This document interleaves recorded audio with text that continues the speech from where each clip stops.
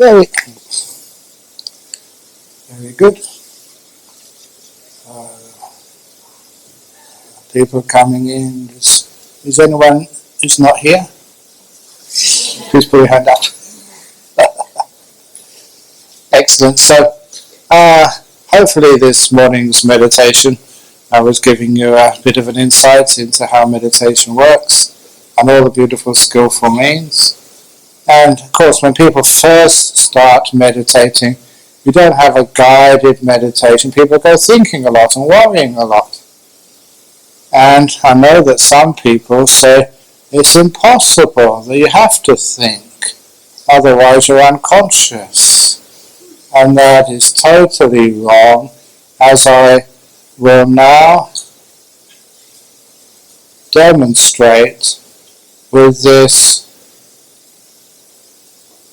very simple exercise, because you will begin to notice there are many spaces between my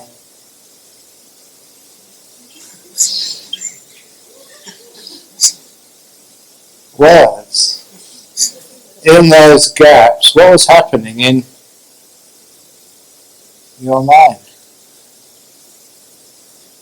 It's interesting, the response of you laughing, because when things are uncomfortable, sometimes we use laughter to blot out something we're not used to. But if you pay attention, you're not thinking anything. You are aware, but not saying anything. And this is just how easy it is to have silent awareness. To know without giving anything a name. And the reason why we recognize this and we cultivate this silent awareness is it gets us much closer to real life. And the best story which I have got over those years was from the Taoist tradition, from the Master Lao Tzu, who would take one disciple every evening on a walk, and he would choose the disciple to accompany him on the walk, but there was an important golden rule, that you had to keep silence. No one was allowed to talk during the walk with the Master. And on this one evening, they had a walk up to through the forest into the foothills of the mountains, and they came to a ridge in the mountains at sunset. And it was such an amazing, gorgeous, beautiful sunset with the golds and crimson streaking over the horizon. And this young disciple forgot the rule and said, "Wow, look at that beautiful sunset." And at that point the Master turned around and walked back to the temple. And soon back in the temple could speak again. He said, "You broke the rule. From now on you can never go on a walk with me again for life." And that was such a strict punishment that all his friends tried to help and say, "Well, what's wrong? That's too strict. Anyway, what is wrong with saying what a beautiful sunset?" And at this the Master said, and this is the reason I always tell this story, the Master replied, "When my student said, 'What a beautiful sunset,' he wasn't watching the sunset anymore. He was only watching the words. He wasn't watching the sunset, he was only watching the words." And that, when I read that, I thought, wow, that opens up such a huge area of understanding that real wisdom, seeing things deeply, is not seeing the words, but seeing the place where the words are pointing to. It's one of the reasons why when I went to a nuns' bhikkhuni monastery in Perth once, and they wanted me to give a teaching to them, and I needed to go to the toilet as well, So I decided to multitask, do both at the same time. So I asked the abbot, so we call her an abbot, Ihasapanya, because we first of all said, should we be not gender specific, and should we call her abbess? So we started calling her abbess, and then I overheard some of the nuns calling her abyss. And an abyss is just the big hole you go into. And the honorific name, for a monk is Ajahn, and for a nun it's Aya. Yeah. So there was another nun whose nickname became Ayatollah, because she was very, very strict. So we couldn't do that either. And even here, some years ago, we had a debate between two masters, myself and Venerable, who is it? Hing Hong, yeah. And I said, well, why do we just have two masters? Next time we can get like a very well-versed, very well-practiced Buddhist nun. And then we could actually have a debate between a master and a mistress. Well, that's the female form for master, mistress. So if you have a holy nun, do you call them mistress? No, it has another meaning, doesn't it? Words are very funny, and they have really strange meanings. So anyway, I said I needed to go to the toilet. And so where is the toilet? And I think the nun I asked looked at me, because I bought that place also for them. And so they said, it's over there. As you can see there, a male toilet. So I went to the door where the sign was, and pretended to urinate on the door. I only pretended, didn't do it properly. So what are you doing? I said, well, you told me that's the toilet. And it actually says that, male toilet. So I'm just following the instructions. And they said, well, this is not where the door is not the toilet. The toilet's inside. We said, why didn't you say that? Why didn't you put it on the outside? Male toilet inside. Instead of on the door. This is where we confuse the signs with the destinations. The words with the meaning. So I'm now going to give a nice little demonstration. I love these little exercises to get people involved. Now you don't need to change your posture. It's about 2 or 3 minute meditation, that's all. So, but I want you to close your eyes and see what happens in your mind. Peace. Peace. Peace. Peace. Peace.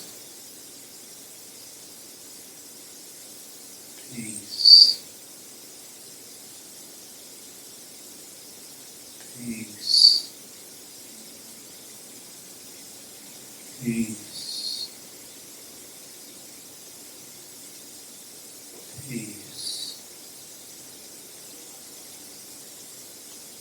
Peace.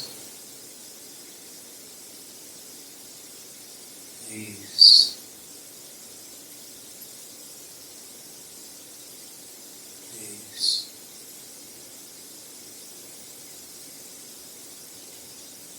Peace.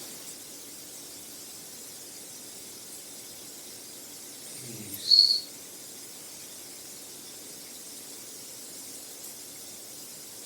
Now you can open your eyes again.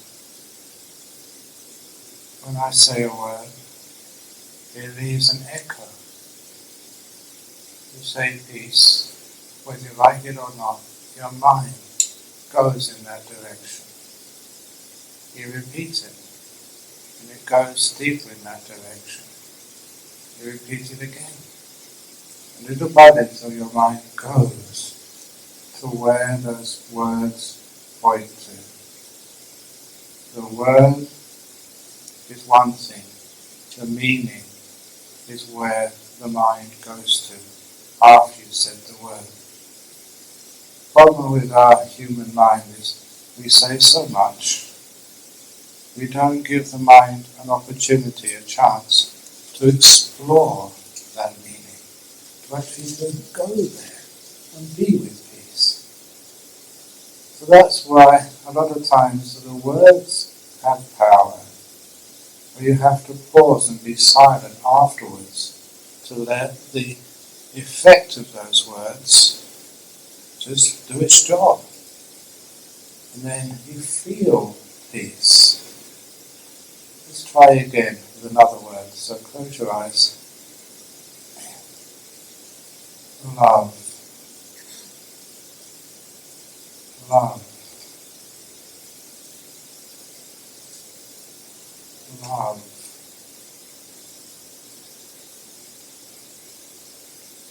Love.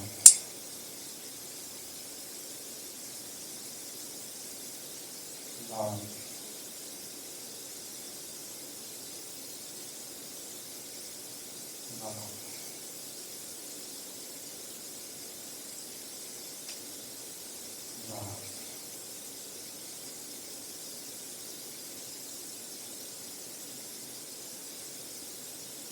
Love.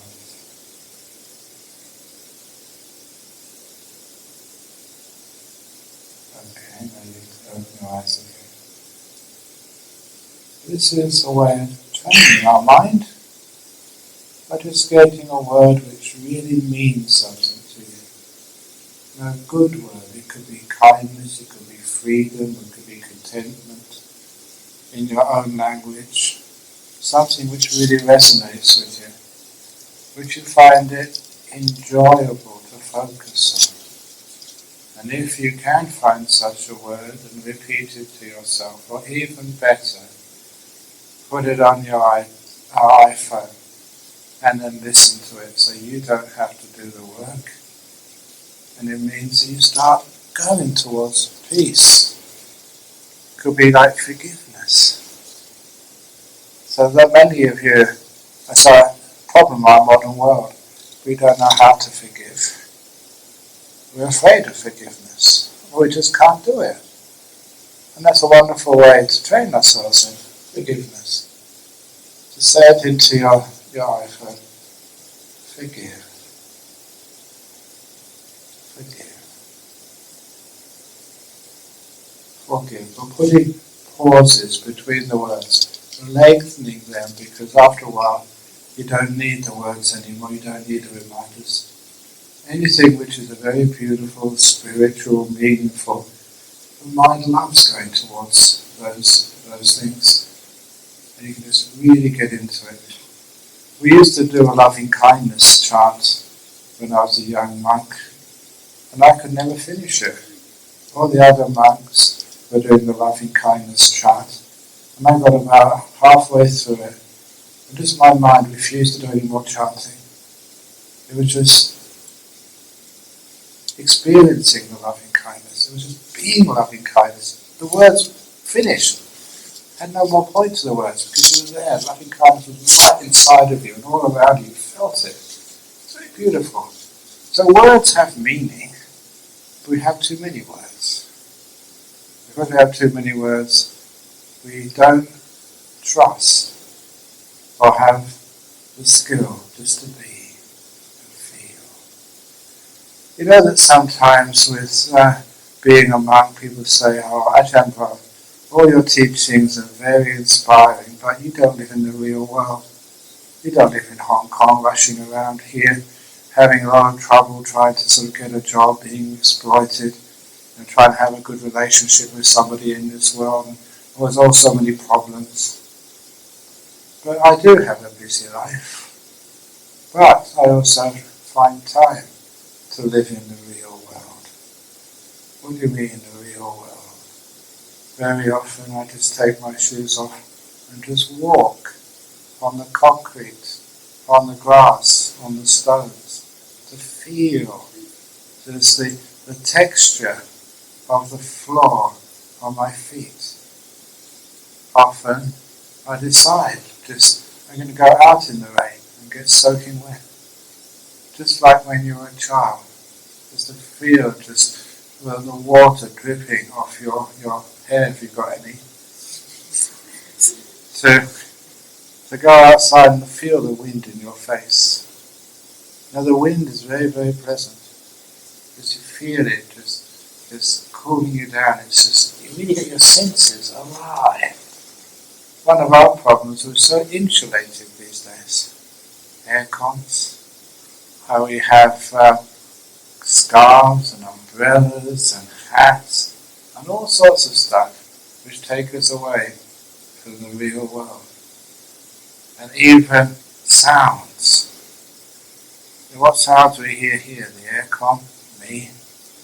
And somebody said it's wonderful to go outside and listen to the sound of the many animals and birds and lorries and sirens of cars. Those sirens are important, they're saving people's lives. So every time I hear a siren, it must be someone who's being aided and helped. What a wonderful service that is. It brings up this beautiful kindness, compassion. So this is actually in our real world. We try not to push away things, but incorporate things. And it's amazing, just the whole point of meditation is just changing your attitude to what you experience. And the whole thing changes. So you don't look upon cold as dangerous and bad for your health. It's like coming alive again. And getting wet. You can have a shower afterwards and dry off. You're not going to get sick. You know, honestly, that you can ask monks in my monastery. It's strange, but I'm one of the healthiest monks in that monastery. Other people get colds and flus, but I don't. And one of the reasons is you welcome life, you welcome cold, you welcome getting wet, you welcome everything. You don't tense up against life. You welcome it. And that welcome it brings me up to one of the great stories for meditation and for life. It's one of my key stories, which of course many of you would have heard before, but that's not important because it's important to practice this and to get to know it really well. And that is the story of the anger-eating monster. And that particular story, you don't remember that one? Okay. So there was an emperor. Last time was an empress, so this time an emperor. To keep it gender neutral. Okay, let's go a little bit to another level. There was a transgender emperor. And the transgender emperor had come to a meditation, mindfulness day at HKU. I wonder which one it is. And when they were coming, they got very, very peaceful.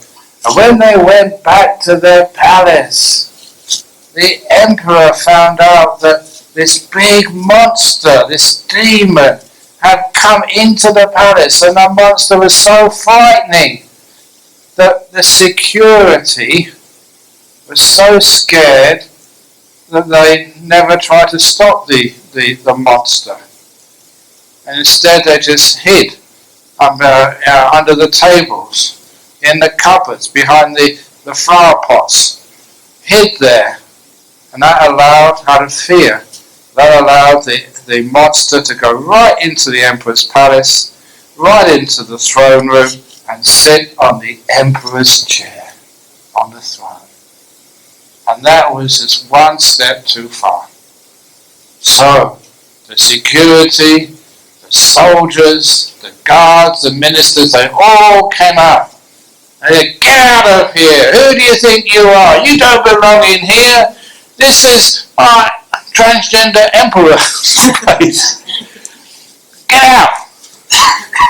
Now those unkind words, unkind deeds, even unkind thoughts, the monster just grew an inch bigger. More ugly, more frightening, and more smelly. And this had been going on a long time when the emperor came back from the retreat. And the emperor was so peaceful and so wise. The emperor knew exactly what the problem was and what to do. Because when they came in and saw this huge monster, so frightening, so terrifying, that even Mr. Trump would not go in there, even without a gun. I did read the news. No one would. And he was so smelly. The stench coming off this monster was so bad that even the maggots crawling on the monster's skin, even they were sick. They threw up, they vomited. Not even maggots could stand the stench. And the emperor was wise, knew exactly what to do. Said to this terrifying, stinking, offensive monster, welcome. Thank you for coming to visit. Why have you waited such a long time to drop in? Has anyone got anything to drink yet? We've got a cup of tea. This is a nice excuse to take a swig of my tea. We've got a Starbucks downstairs. Upstairs. High realms. We've got some health food outside. Whatever. What do you want? And that was sincere kindness. And so that those few words of kindness, and the monster grew an inch smaller, less ugly, less frightening. And everybody realized their mistake. And they stopped making those mistakes. They said, well, would you like to get some food? We've got delicious dumplings. We've got noodles. We've got dim sum. Would you like some dim sum? What else do you eat in Hong Kong? Pretty much that's what you eat. So, at those few kind words, again, the demon grew an inch smaller every time. And someone said, well, I don't know where the demon's from. Perhaps he's quite low. So maybe we can let you get, do you want some pizza? Because pizza, you get monster size pizza. Very appropriate for a monster. And some people decided, wow, look at the size of you. Look at the size of your feet. Because monsters, feet have to be proportional to the size of the monster. And they gave, do you want like a foot massage? Reflexology. How many of you have had reflexology, foot massage? Yeah, it's nice, isn't it? So monsters very rarely get a foot massage. People usually run away and give them a foot massage, so they decided, we'll give you a foot massage. So about 10 soldiers it took, just one big foot. And the monster loved this. And every now and again, just about a bit there, that's it, that's all. Thank you so much. Oh, said the monster, that's lovely. And they really gave this monster a beautiful foot massage. Every kind act, kind word, kind thought, the monster kept on shrinking, smaller and smaller and smaller, until one more kind act, before the pizza arrived, it was takeaway, before the pizza arrived, the monster was so small, but one more act of kindness, and the monster vanished completely away. And that's based on a story told by the Buddha in the Yaka Samyutta. I added a few things, like the pizza, the foot massage. That's not in the original. But it doesn't matter. The moral of the story is true to what the Buddha said. He said we call those things anger-eating monsters. You give them anger, and they get worse. They get bigger, more of a problem. You give them kindness. Welcome. Thank you for coming. And then the monster gets smaller and even starts to disappear. That is really amazing, beautiful, wise psychology. Welcome the monsters in your life, especially in your meditation. How many of you, I'm sleepy, I'm restless, it's not working, get out of here, stupid mind, you don't belong. And what happens? The restlessness, the tiredness, the craziness gets worse. So you say, welcome, crazy mind. Thank you for giving me this really weird fantasy. Thank you. And then you find that the restlessness, the tiredness starts to vanish. It gets smaller and smaller and smaller until it vanishes completely away. That is how our meditation works. So you're sitting here, and you can't watch the breath, you can't watch the body. It doesn't matter, just be kind. It's good enough. Thank you so much for coming to visit me, stupidity. Thank you for coming to visit me, anxiety. So what happens? You're not afraid of fear. You're not anxious of anxiety. You don't get sick about being sick. You don't add to these things. Instead, you welcome everything. Which means that things become softer. Your past, your future. Now, you may have all read, that again, Eckhart Tolle's The Power of Now, and it's nothing new, but how many of you can do that? Let go of the past and let go of the future. Sometimes, as they say, easier said than done. Me, I say easier done than said. You keep saying it, and you're never doing anything. But the way to achieve that, or to allow the past and the future to disappear, is when it comes up, welcome the monsters of this past. Thank you for coming to visit me. I'm not going to try and get rid of you. That's just going to make you bigger, stronger, more of a problem. Thank you. I don't know why you have to come, but here you are. And you are kind and welcoming to your past. That means it gets soft. And it's no more of a problem. And then it vanishes. Weird, but it's so true. If you get upset and angry at your past, why did this happen to me? This shouldn't have happened. This is not right. You may have a point there logically, but does it solve the problem? Me, I welcome my past, whatever happened. Especially all the mistakes which I've made in my past. I've made so many mistakes in my past, and that's why I like telling everybody. There's like this occasion at a retreat. This was a year ago in Kuala Lumpur, and in that retreat I did interviews, and during the interviews this woman and man came in together for their interview, and she was doing most of the talking, and at the end of the interview I just added 1 and 1 together and got 3. I said, oh, this fellow next to you, he's been so quiet. Is that your husband? It's an old story which I heard in the first year of marriage. The wife listens to the husband. Second year of marriage, the husband listens to the wife. In the third year of marriage, the neighbours listen to both of you.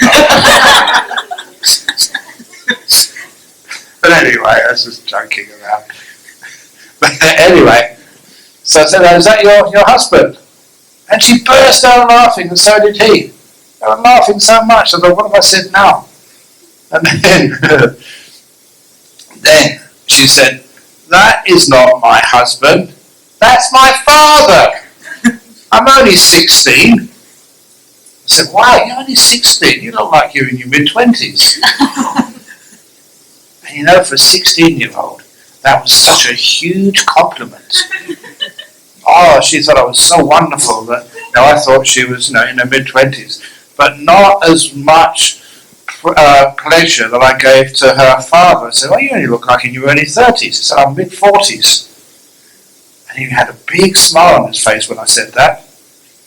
And I said, that's why I thought, you couldn't be father and daughter, because, man, you look so young, and a woman, you look in their mid-20s, mature.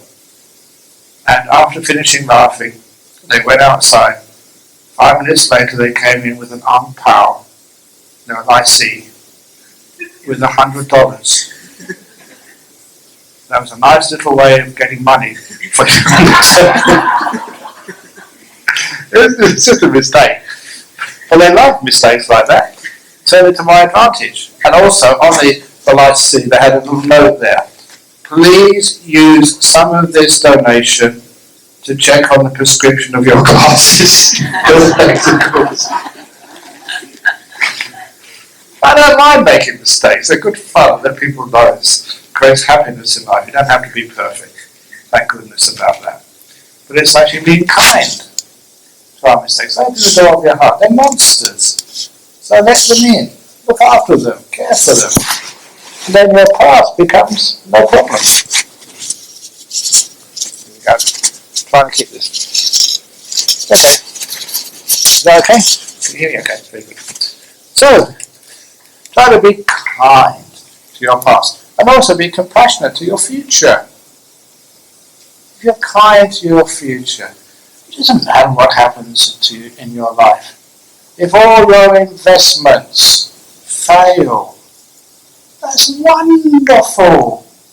Then you can become a monk or a nun. You've got no choice anymore. Wow, amazing.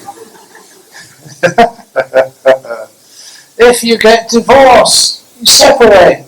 Wow, you got no money left. So you go to the temple. Wonderful. So quite frankly, that when things so-called go wrong in the future, sometimes if you look at them another way, it's a wonderful opportunity to learn. So, the old saying, if you tread in the dog poo, can I say the? Okay, tread in the dog shit. People tell me off for saying that, but I don't know why they tell me off for saying that, because it's common speech.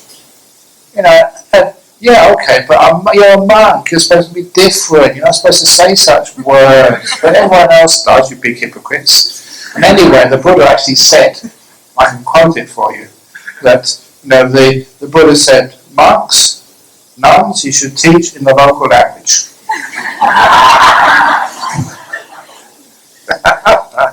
So anyway, you go out of here and you tread in the dog shit. It goes all over your shoes. So what should you do? You don't get negative. You don't complain. They should clean up this. They shouldn't have dogs. They should have special areas where they can put as much as they want, but not on campus. So instead of complaining, you realize the wonderful benefits which you have now got on your shoes. So, you take it home with you. You should never ever scrape off dog shit from your shoes. Always take it home with you. And when you take it home, if it's in a garden or a little park close by, you just dig it in under the apple tree. Because 1 year later, those apples will be sweeter and juicier than ever before. And you must always remember in life that when you bite into that juicy apple, where the sweet juice dribbles down your cheek, you must always keep in mind what you are really eating. You're eating dog shit transformed into juicy apples. Okay, it's a great story, but that's the only way I can get people to remember it. Because that's what it works. That's how it works. So all the things which happened to you in the past or in the future, if it's pleasant stuff, wonderful. If it's unpleasant, great. More dog poo for my apple trees, my mango trees, my logan trees. I'm good. More fertilizer for my life and my wisdom, which means you welcome everything. And I mean everything in life. to the point that it's always wonderful things which we can learn. How life works. So there we have that beautiful, open the door of your heart to this moment. Monsters giving them kindness. You'll find that is how meditation works. We're sitting down and go, how I feel tired. There's nothing wrong with feeling tired. Tiredness, thank you for coming to visit me. So be tired. Don't try and get rid of things. Restless, thinking all over the place. Okay, let it be. Be kind to it. And other monsters come into your mind. Let it be. Come in, monster. And if you have things like this, you don't feed the demons in life. The lack of self-respect. I'm not good enough. And someone else goes, get rid of that. And that makes you feel worse. Instead you say, I'm not good enough. Wonderful. There was this kid. I was a school teacher for 1 year. And one of the reasons I became a monk. If you teach teenagers for 1 year, you lose a lot of hair. Putting it out. You want to leave the world as soon as possible. I enjoyed school teaching. But there was one kid, I was teaching math, and one of the kids came bottom in the class. Someone has to come bottom in the class. And when I gave out the results of the year in my class, all the results, and this kid, 30th out of a class of 30. And as soon as I gave the results out, you could see this kid, his shoulders drooped, and his head went down. He was starting to get depressed. Because it's not just his own self-esteem, it's what his friends in class would say to him, you're a dummy, you're an idiot, you can't do maths, you're so stupid. You have to wear thongs for the rest of your life because you can't tie up shoelaces, whatever it is. So this poor young man became so depressed. And you could almost read his mind. He was thinking what his parents would tell him when he got home. More work, more study, math is important, no more messing around, no more computer games, get back to your studies. They really scolded him. So this poor gentleman, this poor young man, was really, really upset, shoulders drooped, contemplating the very, very worst. So I can't let that happen when somebody's really depressed. Not just have the opportunity to teach them, but to care for them.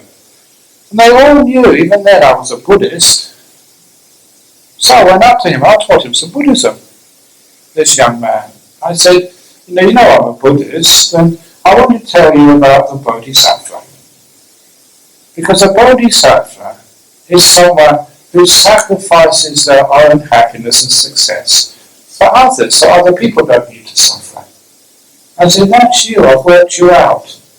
You deliberately, on purpose, intentionally, out of great compassion, taken the worst position in the maths class, so that no one else, none of your friends and colleagues, is going to suffer what you're going to get from your parents this evening. You are so kind. You are so compassionate. And in fact, I said, I'm going to go to the principal's office right after this class and recommend you for the Bodhisattva of the Year prize in this class. And this young man, he looked up from his desk as if I was the most crazy teacher he'd ever had in his life. But he laughed. But I did sort of make also the comment and said, but you're only allowed to get the Bodhisattva prize once. So next time let somebody else come bottom of the class. But it was like a skillful means, but someone has to come bottom of the class. If you had 30 Einsteins, one of those Einsteins would have to come 30th. It doesn't mean very much. But what it did really mean is his attitude towards us, teaching him as a monster. So welcome the monsters of life.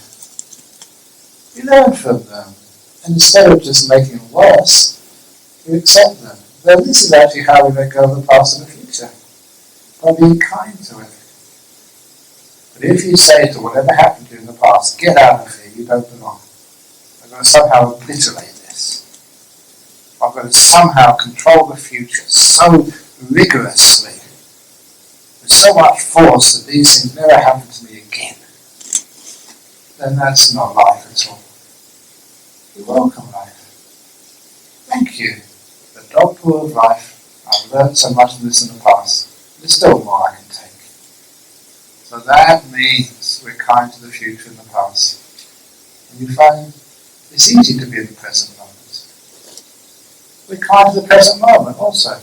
Are you hot? Are you cold? Are you tired? Are you fed up with the old jokes? I didn't tell you about Einstein, did I? I think I said this last year, but I don't know about the Einstein story. I got this from a gentleman over in Bangkok. Apparently, when Albert Einstein first went to the United States, it was such a long time ago that they had to go in a boat, in a ship to travel from Europe to New York. And even so, a few people knew he was famous. All they'd ever seen of him was his photographs, grainy photographs in the newspapers, which are sometimes rather accurate. So no one was quite sure what he looked like, only he was really famous.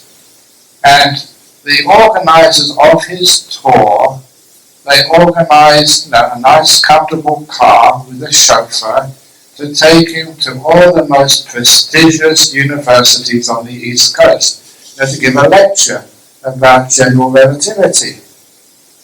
And, of course, it was the same lecture. And so after about 5 or 6 lectures in these top universities, the chauffeur just said, driving him to yet one more university, said, I've heard that talk so many times, I think I could give it.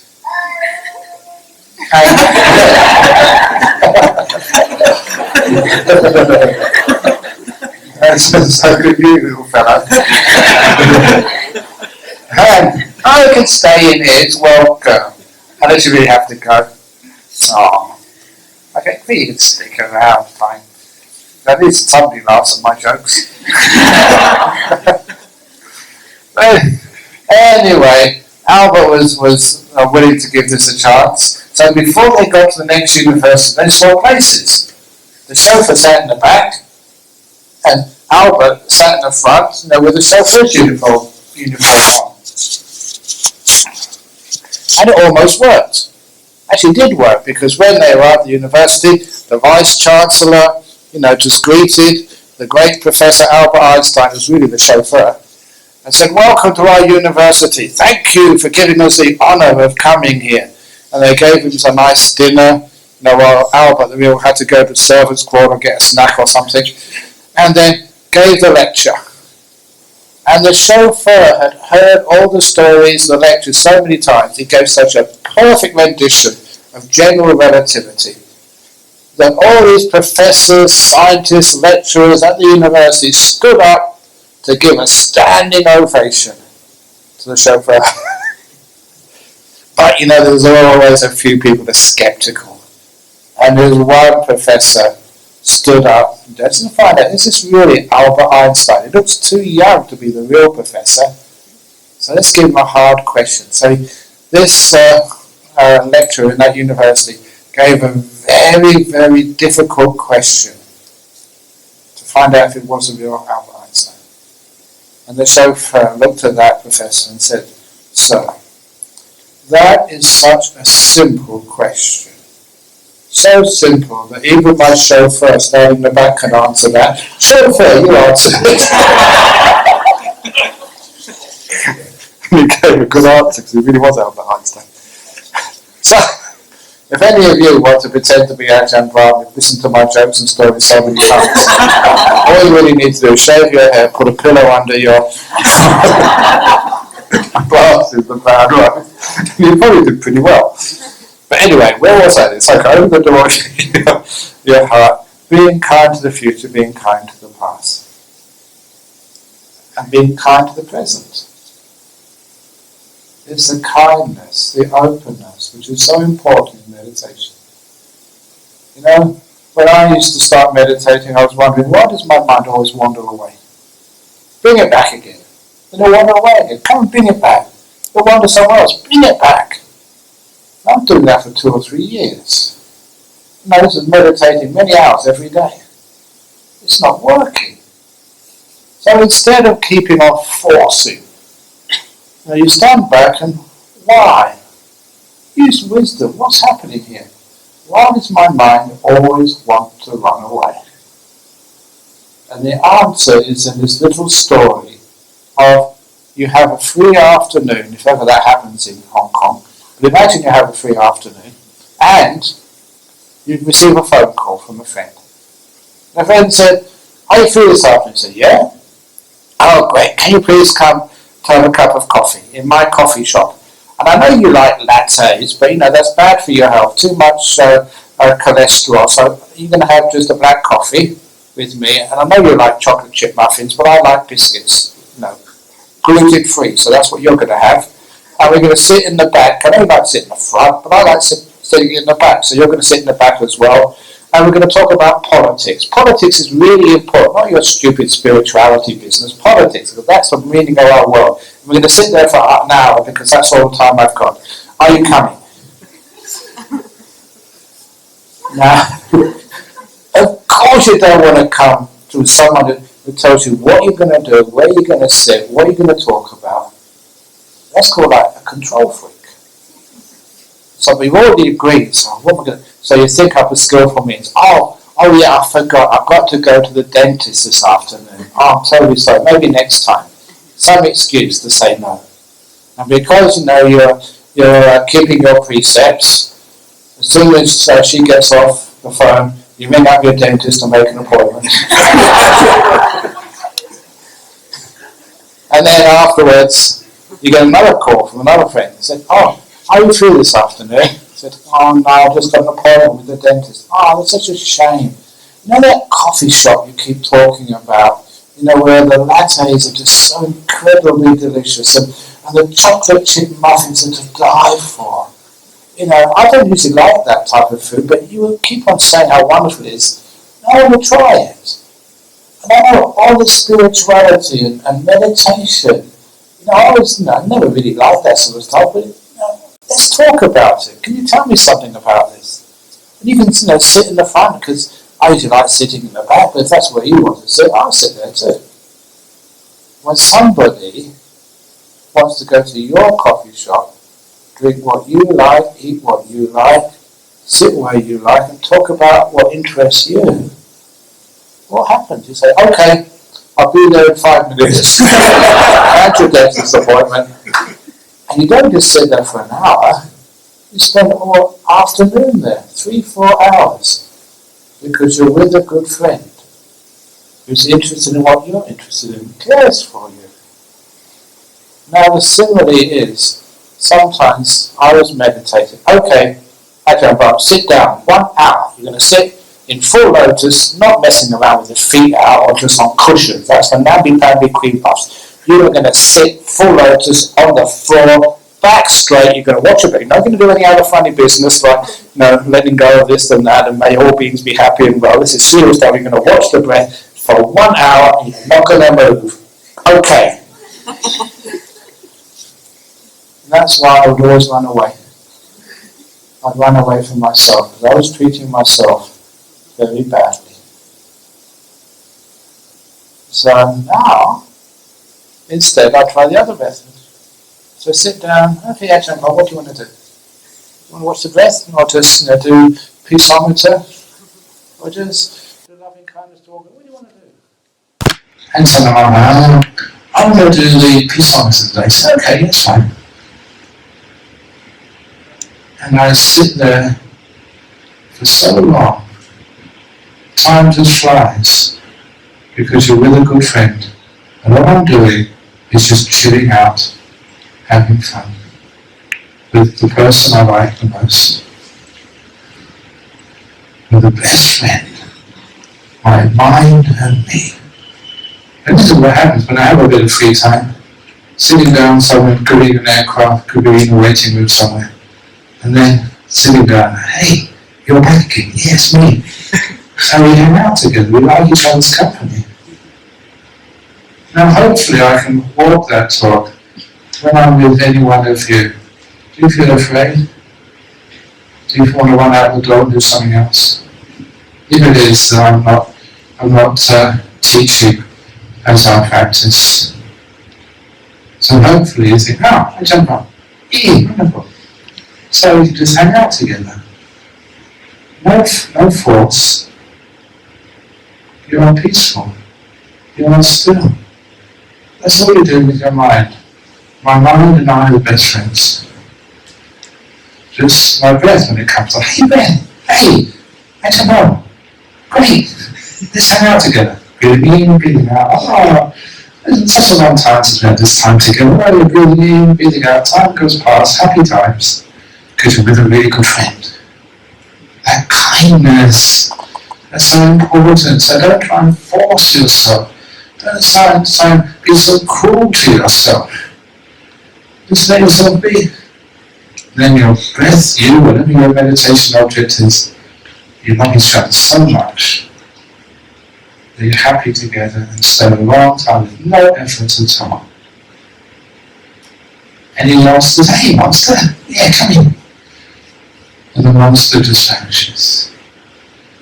This is how we meditate. We use wisdom power, never will power. Being at peace. We love our body, love our mind. Never force it. Otherwise, people run away. And you're only running away from yourself. That's why you never are. So, that is how to meditate. Beautiful kindness, love, being at peace with yourself. It means you don't have to achieve anything. Don't build these goals. I've got to sit for half an hour. I've got to pass my personal best. I ain't done 45 minutes today, 50 minutes, come on, I can do 50, yeah you can do it, come on, yes, doesn't matter what it takes. I'm going to watch the breath, I'm going to do 30 breaths in a row, 30, okay, I can do this, yes you can do this, come on, yes. There's so much bullshit, there's so much, and it's not anything to do with Buddhism. You just let go. And then you can do it in a million breaths. So easy when you're not measuring things and forcing things. You know, there's a massive story in Buddhist meditation. The reason I do lots of stories after lunch. If ever you go in conferences, speaking conference, they always call this the graveyard shift. Because people are tired. If I did a guided meditation just after lunch, you don't fall asleep because I'd fall asleep. Guided you with snoring. But anyway, just, what was I going to talk about? I think what to talk about now. Just about the kindness of meditation. I lost my training before. I don't know which way the train was going anyway, but who cares? It's, that's right, the measuring. It was, because I was a scientist before, still a scientist, someone asked me, I don't know why they asked me this question, but I'm really thankful for it because I turned it around to something very helpful. Because there was a gentleman called Lord Kelvin, who was the founder of the Royal Society of Science in London, and he was also responsible, any engineer knows he's responsible for the Kelvin scale of temperature, much more reasonable, logical, which starts at -273 degrees centigrade, absolute zero. You can't get colder than that because things stop moving. So -273, absolute zero, the Kelvin scale of temperature. But he was also one of the important people to start what we know as the Industrial Revolution. And he said, and it was very, very wise, that if you want to control nature, you have to learn how to measure her accurately first of all. So before we could have technologies, we didn't know it today, we had to be able to measure things really accurately. So a lot of effort went into measuring, like, have standard measures, accurate clocks, accurate standard weights, so that we could measure things and then we could control nature and get technologies we know it. But it also made a very good point if you turn that the other way around. If you stop measuring things You can't control things. You have to let them be. And of course we all know that sometimes governments like to measure everything, or maybe not just governments but Google. And the more information they have about you, the more they can control you. But let's put that aside for a while. Do you measure yourself? In your meditation, I'm good, I'm no good. Oh, this was a bad meditation, this was a good meditation, I was peaceful, Stop measuring. If you stop measuring your meditation, I'm tired, I'm restless, you stop measuring it, then you don't control. You can't. There's nothing to do. You actually relax and let go. Stop measuring. That's what I said.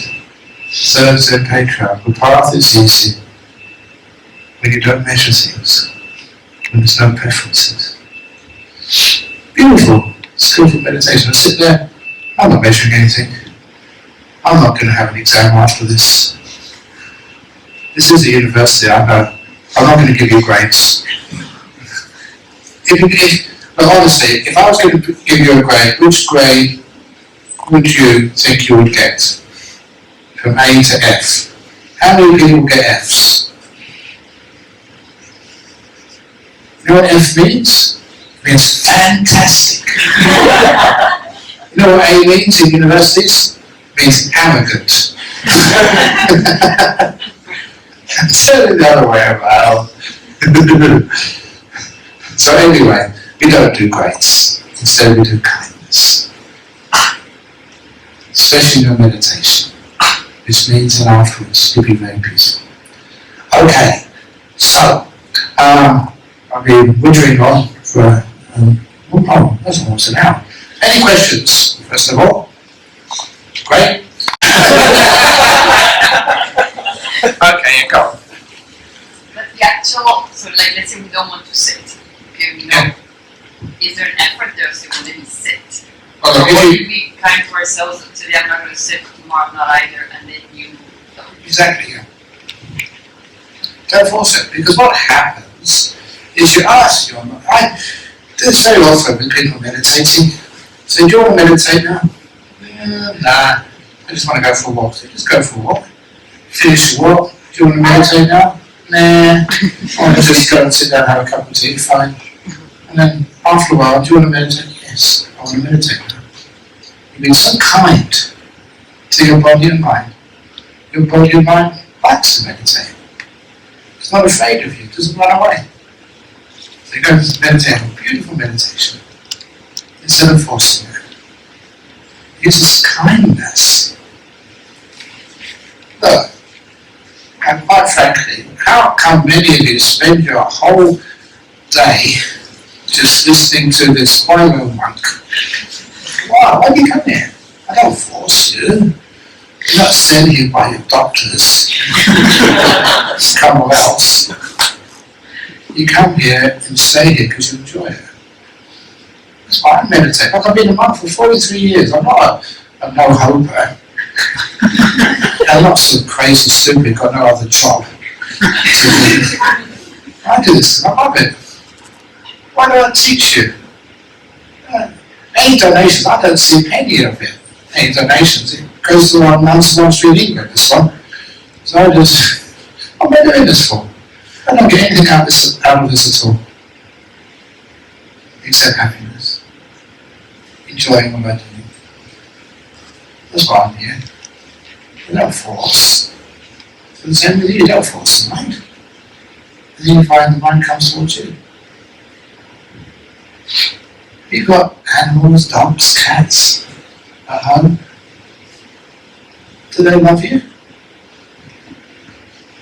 Of course they do, because you're kind to them. That's why they come towards you. They don't run away. Your mind is like that. It comes towards you. So it's not even a case, I don't feel like meditating. Yes, I love to meditate. So if you, the mind will test you a few times. Are you really serious? So sometimes they will say, oh no, I don't want to meditate now. They're just testing you out whether you really do have this letting go. And then, afterwards, say, yeah, I want to hang out with you. And so you just sit down there and have a wonderful time with your mind. But be careful, don't tell it what to do. Don't say, you've got to watch your breath, you've got to get peaceful, you mustn't think of stupid thoughts. That's more of the same. And then, weird, this is how it works. Then the mind stays with you, like a best friend. You get so peaceful, so still. And then, after a while, get to some of the deepest of meditations. Really fun.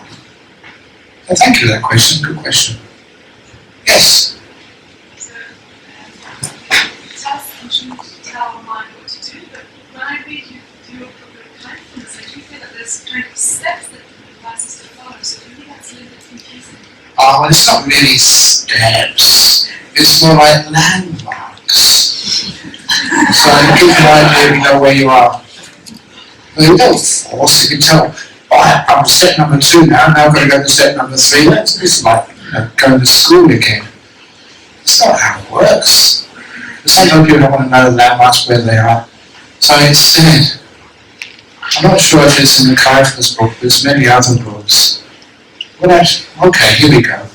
This is the last story, then we have a toilet break. We have to have one because people are already breaking out. So it's the 1,000 petal lotus story. Simply, a lotus closed up at night time.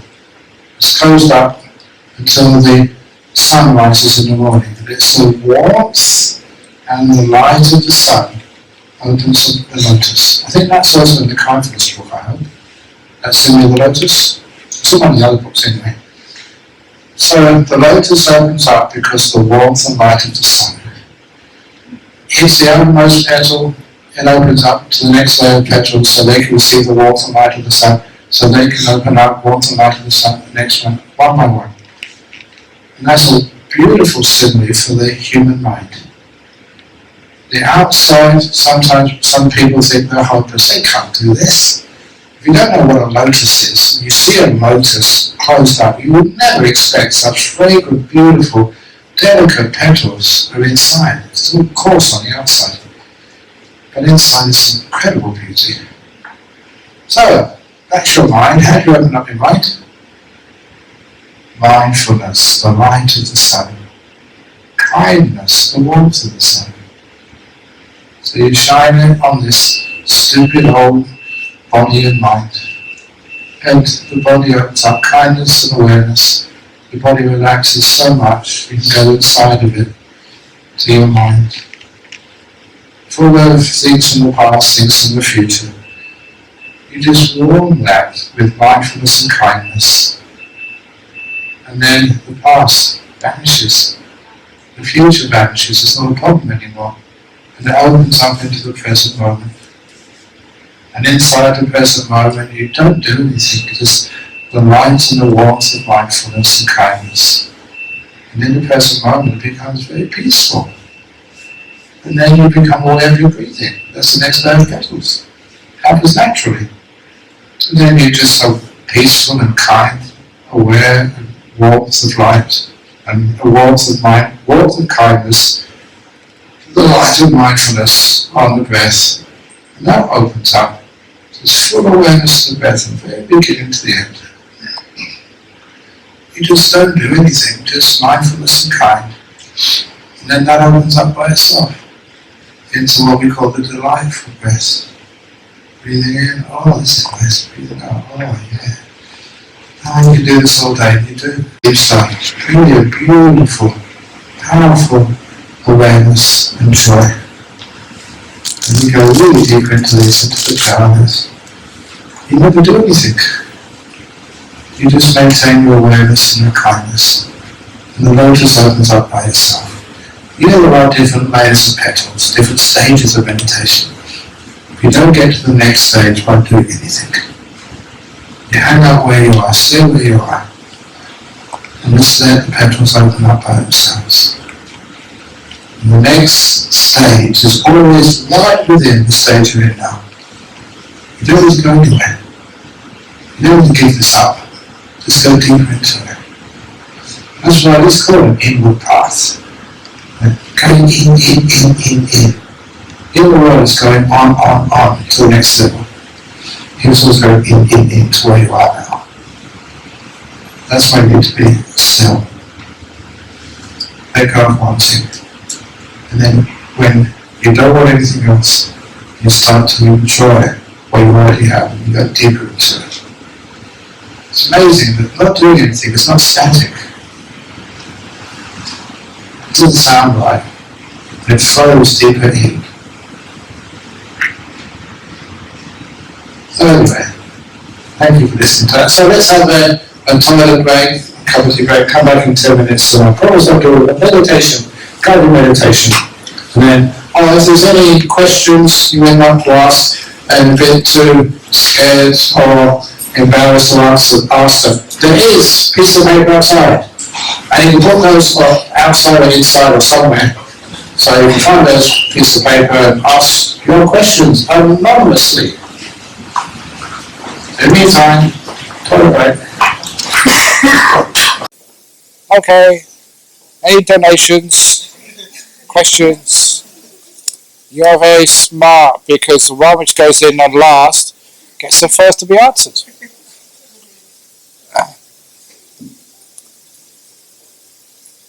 Okay, so those outside, 10, 9, 8, 7, 6, 5, 4, 3, 2, 1, half, quarter. Okay, anyway.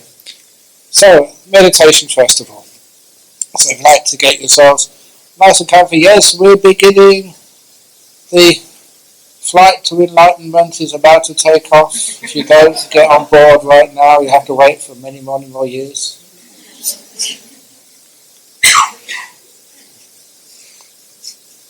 Okay. So, okay. I did promise the organisers to do the kids' meditation.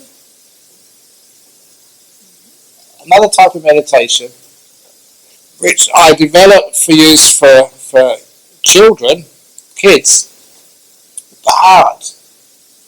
When I did this, there was lots of meditators who'd been meditating for years, and they were listening and said, wow, that was the best meditation I had.